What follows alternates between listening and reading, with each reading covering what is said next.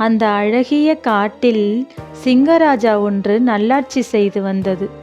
சிங்கத்தின் ஆட்சியின் கீழ் அனைத்து மிருகங்களும் ஒற்றுமையாகவும் மகிழ்ச்சியாகவும் எந்த பயமுமின்றி நிம்மதியாக வாழ்ந்து வந்தன. ஒரு முறை அந்த வருடத்தின் கோடைக்காலம் மிகவும் வறட்சியாக இருந்தது. காட்டில் உள்ள குளங்கள், ஏரிகள், ஆறுகளில் எல்லாம் கொஞ்சம் கொஞ்சமாக தண்ணீர் குறையத் தொடங்கியது. இருந்தும் அனைத்து விலங்குகளும் தண்ணீரை சிக்கனமாக பயன்படுத்தி அவைகளின் தேவைக்கேற்ப பயன்படுத்தி வந்தன. இந்த சூழ்நிலையை பயன்படுத்தி அந்த காட்டில் உள்ள ஒரு நயவஞ்சகம் கொண்ட நரி அங்குள்ள மிருகங்களிடம் உள்ள ஒற்றுமையை சீர்குலைக்க எண்ணியது. அதற்காக அது ஒரு திட்டம் தீட்டியது. அந்த திட்டத்துடன் அது காட்டு ராஜாவான சிங்கத்தை சந்திக்க சென்றது. அந்த நரி சிங்கத்திடம் சென்று, காட்டு ராஜா, காட்டில் இப்போது தண்ணீருக்கு பஞ்சம் வந்து விட்டது. ஆனால் தங்களின் குகைக்கு அருகில் உள்ள குளத்தில் மட்டும் தண்ணீர் இன்னும் வற்றி போகவில்லை. மற்ற இடங்களிலெல்லாம் தண்ணீர் முற்றிலும் வற்றியவுடன் எல்லா மிருகங்களும் இந்த குளத்திற்குத்தான் தண்ணீர் அருந்த வரும். இந்த குளத்தில் அவைகள் தண்ணீர் அருந்தக்கூடாது என்று நீங்கள் கட்டளையிட்டால் மழைக்காலம் வரும் வரை உங்களுக்கு தண்ணீர் பற்றாக்குறையே ஏற்படாது. இந்த குளத்திற்கு வந்து யாரும் தண்ணீர் அருந்தாதவாறு நான் பாதுகாக்கிறேன் மகாராஜா என்று சொல்லியது.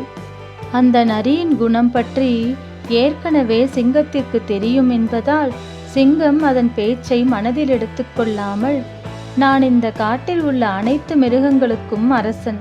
அவர்களில் யாரேனும் ஒருவருக்கு கஷ்டம் வந்தாலும் அதை எனக்கே நேர்ந்ததாக நான் கருதாவிடில் அரசனுக்குரிய தகுதியை நான் இழந்து விடுவேன். நீ நினைப்பது ஒருபோதும் நடக்காது. இங்கிருந்து சென்றுவிடு என்று நரியிடம் கொஞ்சம் கண்டிப்பாக சொல்லியது சிங்கம். தன் வஞ்சக எண்ணம் நிறைவேறாத காரணத்தால் வருத்தத்துடன் திரும்பி சென்றது அந்த நரி. மறுநாளே சிங்கம் எல்லா மிருகங்களையும் அழைத்து ஒரு கூட்டம் போட்டது. நாம் எல்லோரும் இப்போது வறட்சியின் பிடியில் இருக்கிறோம். குளங்கள், ஏரிகள் எல்லாம் வற்றிக்கொண்டே வருகின்றன. ஆனால் என்னுடைய குகைக்கு அருகில் இருக்கும் குளத்தில் தண்ணீர் நிறைய இருக்கிறது. அதில் உள்ள தண்ணீர் இன்னும் சில மாதங்களுக்கு நம் அனைவருக்கும் போதுமானதாக இருக்கும். நீங்கள் எல்லோரும் அந்த குளத்தில் நீர் அருந்திக் கொள்ளலாம். ஆனால் அதற்கு பதிலாக உங்களுடைய உழைப்பை நீங்கள் தந்து ஒரு புதிய குளத்தை வெட்ட வேண்டும் என்று சொல்லி முடித்தது. மிருகங்கள் அனைத்தும் அதற்கு மகிழ்ச்சியுடன் சம்மதித்து ஒரு புதிய குளத்தை வெட்டி முடித்தன.